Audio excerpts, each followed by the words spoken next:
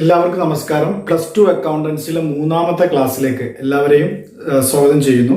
കഴിഞ്ഞ 2 ക്ലാസ്സുകളിലായിട്ട് നമ്മുടെ non profit organisation എന്താണെന്നും അതിന്റെ ക്യാരക്ടറിസ്റ്റിക്സും അതിന്റെ ഫീച്ചേഴ്സൊക്കെയാണ് നമ്മുടെ ഡെഫിനിഷൻസൊക്കെയാണ് നമ്മൾ ഡിസ്കസ് ചെയ്തിട്ടുണ്ടായിരുന്നത്. അത് കഴിഞ്ഞതിന് ശേഷം നമ്മൾ പറഞ്ഞിട്ടുണ്ടായിരുന്നു ഇത്തരത്തിലുള്ള ഓർഗനൈസേഷൻസ് പ്രധാനമായിട്ടും 3 തരത്തിലുള്ള സ്റ്റേറ്റ്മെന്റുകളാണ് പ്രിപ്പയർ ചെയ്യേണ്ടി വരുന്നത്. Receipts and payments account, income and expenditure account and balance sheet. ഈ ചാപ്റ്ററിലുള്ള നമ്മുടെ പ്രോബ്ലംസ് പ്രധാനമായിട്ടും ഈ 3 സ്റ്റേറ്റ്മെന്റുകളുമായി ബന്ധപ്പെട്ട് കിടക്കുന്നു എന്നുള്ളതാണ്. കഴിഞ്ഞ വീഡിയോ ക്ലാസ്സിൽ നമ്മൾ റെസീറ്റ്സ് ആൻഡ് പേയ്മെന്റ്സ് അക്കൗണ്ട് എന്താണെന്നും അതെങ്ങനെയാണ് പ്രിപ്പയർ ചെയ്യുക എന്നുള്ളതുമായിരുന്നു നമ്മൾ ഡിസ്കസ് ചെയ്തത്. പരീക്ഷയ്ക്ക് വന്ന ഒരു ക്വസ്റ്റ്യനും നമ്മൾ ഡിസ്കസ് ചെയ്തിട്ടുണ്ടായിരുന്നു എന്നുള്ളതാണ്. കഴിഞ്ഞ 2 വീഡിയോ ക്ലാസ്സുകളുടെ ലിങ്കുകൾ ഞാൻ ഡിസ്ക്രിപ്ഷനിൽ കൊടുത്തിട്ടുണ്ട്. കാണാത്തവർ തീർച്ചയായിട്ടും അത് കാണാവുന്നതാണ്.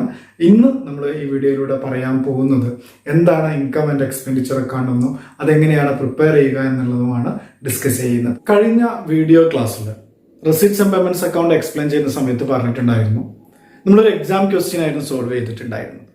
അതിൻ്റെ കൂടാതെ ടെക്സ്റ്റ് ബുക്കിൽ പറഞ്ഞ ഇല്ലിസ്ട്രേഷൻ നമ്മളോട് ചെയ്തു നോക്കാൻ വേണ്ടി പറഞ്ഞിട്ടുണ്ടായിരുന്നു. നിങ്ങൾ ചെയ്തിട്ടുണ്ടാവുമെന്ന് വിചാരിക്കുന്നു. ടെക്സ്റ്റ് ബുക്ക് നിരന്തരം വായിക്കേണ്ടതാണ്. അത് കഴിഞ്ഞിട്ട് വരുന്ന ടോപ്പിക്കാണ് income and expenditure account. Text ബുക്കിൽ ഇൻകം ആൻഡ് എക്സ്പെൻഡിച്ചർ അക്കൗണ്ടിന്റെ മീനിങ് പറയുന്നത് ഇങ്ങനെയാണ്: it is the summary of income and expenditure for the accounting year. First sentence അതാണ് ഉപയോഗിച്ചിട്ടുള്ളത്. എന്താണ് ഇൻകം ആൻഡ് എക്സ്പെൻഡിച്ചർ അക്കൗണ്ട് എന്ന് പറയുമ്പോൾ സോ ആരെങ്കിലും നമ്മളോട് ഇൻകം ആൻഡ് എക്സ്പെൻഡിച്ചർ അക്കൗണ്ട് എന്താണെന്ന് ചോദിക്കുകയാണ് base. Income and expenditure account is the summary of income and expenditure for the accounting year. ഒരു വർഷത്തേക്കുള്ള ഇൻകത്തിൻ്റെയും വരുമാനത്തിൻ്റെയും ചെലവുകളുടെയും സമ്മറിയാണ് ശരിക്കും ഇൻകം ആൻഡ് എക്സ്പെൻഡിച്ചർ അക്കൗണ്ട് എന്ന് പറയുന്നത്. സോളഫി ഒന്നും പറഞ്ഞു നോക്കിയേ. Income and expenditure account is the summary of income and expenditure for the accounting year. പിന്നീട് പറയുന്നത് ടെക്സ്റ്റ് ബുക്കിൽ പറയുന്നത് it is similar to profit and loss account prepared on accrual basis by the non-profit organization or business organization. Business organisation prepare ചെയ്യുന്ന profit and loss അക്കൗണ്ടിന് സമാനമായിട്ടുള്ള statement ആണ് income and expenditure account. Difference എന്ന് പറയാൻ പറ്റുന്ന ഒരു കാര്യം പ്രധാനമായിട്ട് വരുന്നത് such organisations are working not for earning profit but for rendering service ആണല്ലോ.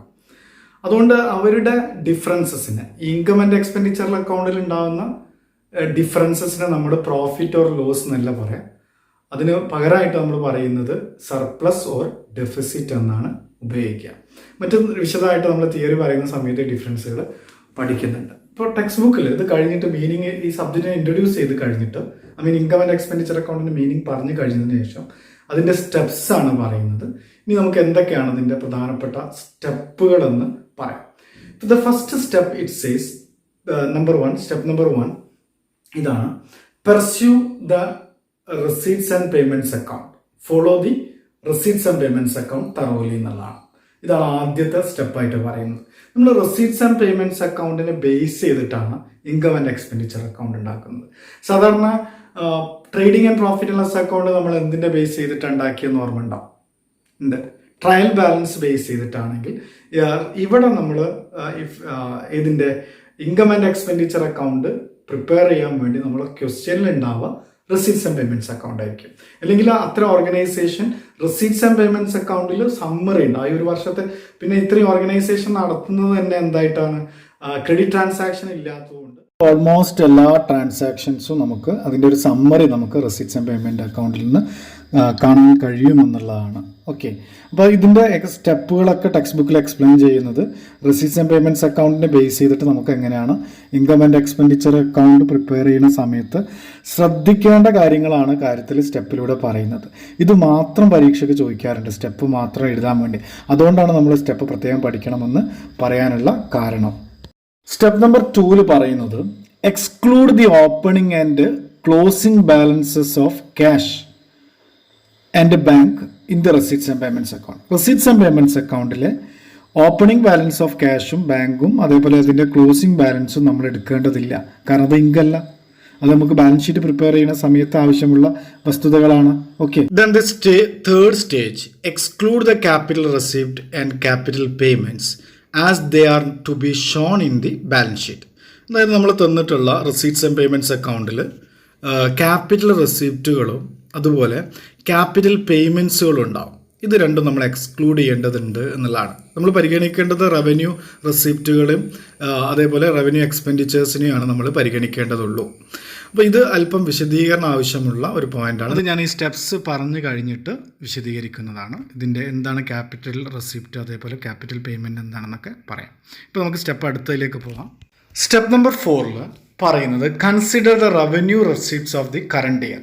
നമ്മുടെ റെസിപ്റ്റ്സ് ആൻഡ് പേയ്മെൻറ്റ്സ് അക്കൗണ്ടിലെ റെസിപ്റ്റ് സൈഡിൽ തന്നിട്ടുള്ള റവന്യൂ റെസിപ്റ്റുകൾ എടുത്തിട്ട് income and expenditure account prepare ചെയ്യുന്ന സമയത്ത് ഇൻകം സൈഡിൽ, അതായത് ക്രെഡിറ്റ് സൈഡിൽ ഇൻകം ആൻഡ് എക്സ്പെൻഡിച്ചർ അക്കൗണ്ടിൽ കാണിക്കേണ്ടതുണ്ട്. അങ്ങനെ ചെയ്യുന്ന സമയത്ത് ഈ കറണ്ട് ഇയറിൻ്റെ ഇൻകം മാത്രമേ നമ്മളവിടെ കാണിക്കാൻ പാടുള്ളൂ. മീൻസ് ഔട്ട്സ്റ്റാൻഡിങ്ങിൻ്റെയും അതേപോലെ അക്രൂഡിൻ്റെയും അഡ്വാൻസസിൻ്റെ ഒക്കെ അഡ്ജസ്റ്റ്മെൻറ്റുകൾ ചെയ്യാനുണ്ട് എന്നുള്ളതാണ്. ഇത് ടെക്സ്റ്റ് ബുക്കിൽ പിന്നീട് പറയാണ് ചെയ്യുന്നത്. സ്പെഷ്യൽ ഐറ്റം ട്രീറ്റ്മെൻറ്റിൽ പറയുന്നുണ്ട്. അപ്പോൾ നമുക്ക് വിശദീകരിക്കാം. ഇപ്പോൾ നമ്മൾ സ്റ്റെപ്പുകളാണ് എക്സ്പ്ലെയിൻ ചെയ്യുന്നത്. അപ്പോൾ അതുകൊണ്ട് ശ്രദ്ധിച്ച് ഈ പോയിന്റുകൾ പഠിക്കാനാണ് ശ്രമിക്കേണ്ടത്. ഓക്കെ, അടുത്ത സ്റ്റെപ്പ് നമ്പർ 5 പറയുന്നത് ടേക്ക് ദ റവന്യൂ എക്സ്പെൻസസ്. നമ്മുടെ എക്സ്പെൻസസ് എവിടെ ഉണ്ടാവുക? റെസിപ്റ്റ്സ് ആൻഡ് പേയ്മെൻറ്റ്സിൽ, പേയ്മെൻറ്റിലല്ല ഉണ്ടാവുക. അപ്പോൾ പേയ്മെൻറ്റ് സൈഡിലുള്ള റവന്യൂ എക്സ്പെൻസസിനെ ഐഡൻറ്റിഫൈ ചെയ്തിട്ട് അതിന് നമ്മൾ ഇൻകം ആൻഡ് എക്സ്പെൻഡിച്ചർ അക്കൗണ്ടിലെ ഡെബിറ്റ് സൈഡിൽ കാണിക്കേണ്ടതുണ്ട്. അങ്ങനെ ചെയ്യുന്ന സമയത്ത് നേരത്തെ പറഞ്ഞതുപോലെയുള്ള അഡ്ജസ്റ്റ്മെൻറ്റുകളൊക്കെ നമ്മൾ ചെയ്യേണ്ടതുണ്ട്. നമ്മൾ പ്രത്യേകിച്ച് സെപ്പറേറ്റ് ആയിട്ട് തന്നെ പഠിക്കുന്നുണ്ട്. ഇപ്പോൾ ഈ സ്റ്റെപ്പ് ഓർത്ത് വെക്കേണ്ടതാണ്. ക്ലിയർ ആണല്ലോ? ഫൈനൽ സ്റ്റെപ്പിൽ പറയുന്നത് നമുക്ക് റെസീറ്റ്സ് ആൻഡ് പേയ്മെൻറ്റ്സിൽ വരാത്ത നോൺ ക്യാഷ് ഐറ്റം ഉണ്ടാവും, നോൺ ഫണ്ട് ഐറ്റംസ് ഉണ്ടാവും. അപ്പോൾ അതിന് അങ്ങനെയുള്ള ഐറ്റത്തിന് ഉദാഹരണമായിട്ട് ഫിക്സ്ഡ് അസറ്റിൻ്റെ മുകളിലുള്ള ഡിപ്രിസിയേഷന്, provision for doubtful debts, profit on sale of fixed asset പോലെയുള്ള സംഗതികളുടെ അഡ്ജസ്റ്റ്മെൻറ്റുകൾ നമ്മൾ ചെയ്യേണ്ടതുണ്ട് എന്ന് പറയുന്നുണ്ട്. ടെക്സ്റ്റ് ബുക്കിൽ ഈ സ്റ്റെപ്സ് എഴുതി കഴിഞ്ഞതിന് ശേഷം ശരിക്കും ഒരു സിമ്പിൾ പ്രോബ്ലം തരുന്നുണ്ട്. ഇൻകം ആൻഡ് എക്സ്പെൻഡിച്ചറിൻ്റെ ഒരു സിമ്പിൾ പ്രോബ്ലമാണ് ടെക്സ്റ്റ് ബുക്കിൽ തരുന്നത്. അത് ഞാൻ അടുത്ത ക്ലാസ്സിൽ ആ പ്രോബ്ലം എക്സ്പ്ലെയിൻ ചെയ്യാം. അതും അതുപോലെ എക്സാമിന് ചോദിച്ചിട്ടുള്ള ഏതെങ്കിലും ഒരു ക്വസ്റ്റ്യൻ നമുക്ക് ചെയ്യാൻ പറ്റുമെന്ന് വിചാരിക്കുന്നത്. ഇന്ന് ചെയ്യാൻ ഉദ്ദേശിക്കുന്നത്, ഇനി ബാക്കിയുള്ള ഒരു സമയത്ത് ഞാൻ ചെയ്യാൻ ഉദ്ദേശിക്കുന്നത്, ഈ പ്രോബ്ലം തുടങ്ങുന്നതിന് മുമ്പ് ശരിക്കും അറിഞ്ഞിരിക്കേണ്ട ഈ ചാപ്റ്ററിലെ പ്രധാനപ്പെട്ട റവന്യൂ, ക്യാപിറ്റൽ റെസിപ്റ്റ്സുകളും പേയ്മെൻറ്റുകളുമായി ബന്ധപ്പെട്ട ചില ടേംസുകളുണ്ട്. നമുക്ക് കൃത്യമായിട്ട് നമ്മൾ ഫസ്റ്റ് ഇയറിൽ പഠിച്ചിട്ടുണ്ടായിരുന്നു എന്താണ് ക്യാപിറ്റൽ റെസിപ്റ്റ്, റവന്യൂ റെസിപ്റ്റ്സ്, അതുപോലെ അവയുടെ പേയ്മെൻറ്റുകളൊക്കെ ഡിഫറൻസസ് നമ്മൾ ഫസ്റ്റ് ഇയർ ക്ലാസ്സിൽ പഠിച്ചിട്ടുണ്ട്. എന്നാൽ പോലും നോൺ പ്രോഫിറ്റ് ഓർഗനൈസേഷനുമായി ബന്ധപ്പെട്ട ചില സ്പെഷ്യൽ ഐറ്റത്തിന് നമ്മൾ പരിചയപ്പെടേണ്ടതുണ്ട് എന്നുള്ളതാണ്. അപ്പോൾ അത്തരത്തിലുള്ള ഒരു പരിചയപ്പെടലാണ് ഇനി ഞാൻ ചെയ്യാൻ ഉദ്ദേശിക്കുന്നത്. ഓക്കെ, അപ്പോൾ അത് കൃത്യമായിട്ട് നോട്ട് ചെയ്യുക. നിങ്ങൾക്ക് വേണമെങ്കിൽ അതിൻ്റെ നോട്ട്സും ടെക്സ്റ്റ് ബുക്ക് നോക്കിയിട്ട് പ്രിപ്പയർ ചെയ്യാവുന്നതാണ്. ഞാൻ ജസ്റ്റ് അത് പറഞ്ഞു പോവുകയാണ് ഇവിടെ ചെയ്യുന്നത്. ഓക്കെ, അപ്പോൾ എന്താണ് ക്യാപിറ്റൽ റെസിപ്റ്റ് എന്നുള്ളത് നോക്കാം. The non recurring receipts of the organisation is called capital receipt. അതായത് ആവർത്തന സ്വഭാവം ഇല്ലാത്ത റെസിപ്റ്റുകളെയാണ് നമ്മൾ എന്ത് പറയുന്നത്, ക്യാപിറ്റൽ റെസിപ്റ്റ് എന്ന് പറയുന്നത്. ക്യാപിറ്റൽ റെസിപ്റ്റ്സ് ബാലൻസ് ഷീറ്റ് ഐറ്റമാണ്. അത് ഇൻകം ആൻഡ് എക്സ്പെൻഡിച്ചർ അക്കൗണ്ടിലല്ല പരിഗണിക്കേണ്ടത്. റെസിപ്റ്റ്സ് ആൻഡ് പേയ്മെൻറ്റ്സിൽ അത് തന്നിട്ടുണ്ടാവും. അത് നമ്മൾ ബാലൻസ് ഷീറ്റ് പ്രിപ്പയർ ചെയ്യുമ്പോഴാണ് പരിഗണിക്കുന്നത്. ഓക്കെ, ഇനി നോൺ പ്രോഫിറ്റ് ഓർഗനൈസേഷനുമായി ബന്ധപ്പെട്ട ചില ക്യാപിറ്റൽ റെസിപ്റ്റ്സുകളെ പരിചയപ്പെടാം. ആദ്യമായിട്ട് പറയുന്നത് സ്പെസിഫിക് ഡൊണേഷൻസ് ആണ്. ഡൊണേഷൻസ് 2 തരത്തിലുണ്ട്. ജനറൽ ഡൊണേഷൻ, നിത്യേനയുള്ള ചിലവുകൾക്ക് വേണ്ടിയിട്ടുള്ള സാധാരണ ഡൊണേഷൻസിന് നമ്മൾ ജനറൽ ഡൊണേഷൻ എന്ന് പറയും. അത് റവന്യൂ റെസിപ്റ്റ് ആണ്. അതേസമയം സ്പെസിഫിക് ആണെങ്കിൽ, പ്രത്യേക പർപ്പസിന് വേണ്ടിയിട്ടുള്ളതാണെങ്കിൽ, ഫോർ എക്സാമ്പിൾ ബിൽഡിങ്ങിന് വേണ്ടിയുള്ള ഡൊണേഷൻ കിട്ടുകയാണെങ്കിൽ അത് ക്യാപിറ്റൽ റെസിപ്റ്റ് ആയിട്ട് ട്രീറ്റ് ചെയ്യുകയും ബാലൻസ് ഷീറ്റിൽ എടുക്കുകയും ചെയ്യേണ്ടതാണ്. മറ്റൊരു ഐറ്റം ലൈഫ് മെമ്പർഷിപ്പ് ഫീസാണ്. Some members prefer to pays lump sum amount as its life membership fee instead of paying subscription periodically എന്നാണ് പറയാറുള്ളത്. അപ്പോൾ അവരുടെ സബ്സ്ക്രിപ്ഷൻ ഫീ ഒന്നിച്ചടക്കുകയാണെങ്കിൽ, പ്രത്യേകിച്ച് ഒന്നും ക്വസ്റ്റ്യനിൽ പറയുന്നില്ലെങ്കിൽ, അത് ക്യാപിറ്റൽ റെസിപ്റ്റ് ആയിട്ടാണ് പരിഗണിക്കേണ്ടത്. അടുത്ത പ്രധാനപ്പെട്ട ഒരു ഐറ്റമാണ് ലെഗസി. ഒരുപാട് തവണ പരീക്ഷയ്ക്ക് ചോദിച്ചിട്ടുണ്ടായിരുന്നു. എന്താണ് അതെന്ന് ചോദിക്കുകയാണെങ്കിൽ, it is the amount received as per the will of A diseased person ആണ്. മരണപ്പെട്ടവരുടെ വിൽ പ്രകാരം കിട്ടുന്ന എമൗണ്ടിനെയാണ് ലെഗസി എന്ന് പറയുന്നത്. ഇതൊരു ക്യാപിറ്റൽ ഫണ്ട് ഐറ്റമാണ്, ബാലൻസ് ഷീറ്റ് ഐറ്റമാണ്. ബാലൻസ് ഷീറ്റിൽ ക്യാപിറ്റൽ ഫണ്ടിനോട് ആഡ് ചെയ്യുകയാണ് സാധാരണ ചെയ്യാറുള്ളത് എന്നുള്ളതാണ്. പിന്നീട് endowment fund, sale of investment, ഈ ഐറ്റംസൊക്കെ നിങ്ങളുടെ ടെക്സ്റ്റ് ബുക്ക് നോക്കി പരിചയപ്പെടേണ്ടതാണ്. ഓക്കെ, ക്യാപിറ്റൽ റെസിപ്റ്റിന് ശേഷം നമ്മൾ പരിചയപ്പെടുന്നത് ക്യാപിറ്റൽ എക്സ്പെൻഡിച്ചേഴ്സ് ആണ്. സാധാരണ ഫിക്സ്ഡ് അസറ്റിൻ്റെ അക്യൂസിഷന് വേണ്ടിയിട്ട് സ്പെൻഡ് ചെയ്യുന്ന എമൗണ്ടിനെയാണ് ക്യാപിറ്റൽ എക്സ്പെൻഡിച്ചർ എന്ന് പറയുന്നത്. നോൺ പ്രോഫിറ്റ് ഓർഗനൈസേഷനിൽ നമ്മൾ സാധാരണ കാണുന്ന ഐറ്റംസ് ഈ ഫിക്സ്ഡ് അസറ്റിന് സ്പെൻഡ് ചെയ്ത എമൗണ്ട്, ഫേർണിച്ചറൊക്കെ വാങ്ങിച്ചിട്ടുണ്ടാകുന്നത്, അതേപോലെ റെസിറ്റ്സ് ആൻഡ് പേയ്മെൻറ്റ്സ് അക്കൗണ്ടിൽ പേയ്മെൻറ്റ് സൈഡിൽ കാണുന്ന ബുക്കിന് വേണ്ടി സ്പെൻഡ് ചെയ്തത്, ഇൻവെസ്റ്റ്മെൻറ്റിന് വേണ്ടി ചിലവാക്കിയിട്ടുള്ളതൊക്കെ മനസ്സിലാക്കുക. അത് ക്യാപിറ്റൽ എക്സ്പെൻഡിച്ചർ ആണ്. അതുകൊണ്ട് അത് ബാലൻസ് ഷീറ്റ് ഐറ്റമാണ്. ഇൻകം ആൻഡ് എക്സ്പെൻഡിച്ചർ അക്കൗണ്ടിൽ പരിഗണിക്കേണ്ടതില്ല എന്നുള്ളതാണ്. റവന്യൂ ഐറ്റത്തിനെ പരിചയപ്പെടാം. ആദ്യമായിട്ട് റവന്യൂ റെസിപ്റ്റുകൾ ഒരു ഫേമിൽ ആവർത്തന സ്വഭാവത്തോടു കൂടി കിട്ടുന്നതും അതേ സമയത്ത് എന്തുണ്ടാവുന്നു, അവരുടെ ഡേ ടു ഡേ എക്സ്പെൻസുകൾ മീറ്റ് ചെയ്യാൻ സഹായകമായിട്ടുള്ള റെസിപ്റ്റുകളെയാണ് റവന്യൂ റെസിപ്റ്റുകൾ എന്ന് പറയുന്നത്. തീർച്ചയായിട്ടും ഇവ ഇൻകമാണ്. നമ്മുടെ ഇൻകം ആൻഡ് എക്സ്പെൻഡിച്ചർ അക്കൗണ്ടിൽ ക്രെഡിറ്റ് സൈഡിൽ, അതായത് ഇൻകം സൈഡിൽ എടുക്കേണ്ട ഐറ്റമാണ്. പ്രധാനപ്പെട്ട ഉദാഹരണം സബ്സ്ക്രിപ്ഷൻ തന്നെയാണ്. മെമ്പേഴ്സിൻ്റെ കയ്യിൽ നിന്ന് കിട്ടുന്ന വരിസംഖ്യയാണ്.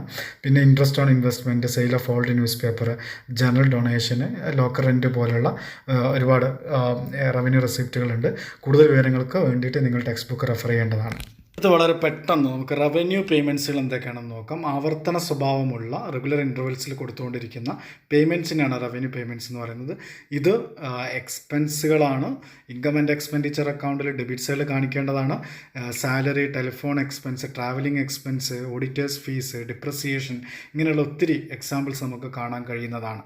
തീർച്ചയായിട്ടും ടെക്സ്റ്റ് ബുക്ക് ഇതോടൊപ്പം തന്നെ നിങ്ങൾ വായിക്കുമെന്ന്. ടീച്ചിങ് ആൻഡ് ലേണിംഗ് പ്രോസസ്സിൽ 3 ഫേസസ് ആണുള്ളത്. ഒന്ന് ലേണിംഗ് ഫേസ്, അതാണ് ഇപ്പോൾ നമ്മൾ ചെയ്തുകൊണ്ടിരുന്നത്. മറ്റൊന്ന് ഇവാലുവേഷൻ ആണ്. 3 റെമഡീസ് ആണ്. അപ്പോൾ അതിൻ്റെ ഒരു ഇവാലുവേഷൻ ഫേസ് എന്നുള്ള രീതിയിൽ ഞാനിവിടെ ഒരു ക്വസ്റ്റ്യൻ പോസ്റ്റ് ചെയ്യുന്നുണ്ട്. ഈ ക്ലാസിഫൈ ചെയ്യാനുള്ളതാണ്. ഈ രീതിയിലുള്ള റവന്യൂ ക്യാപിറ്റൽ എക്സ്പെൻഡിച്ചർ എന്നുള്ള രീതിയിൽ ക്ലാസിഫൈ ചെയ്യാനുള്ള ഐറ്റമാണ്. നിങ്ങൾ ട്രൈ ചെയ്ത് നോക്കാം. അപ്പോൾ അടുത്ത വീഡിയോയിൽ കാണാമെന്ന പ്രതീക്ഷയോടുകൂടി താങ്ക്സ് ഫോർ വാച്ചിങ്.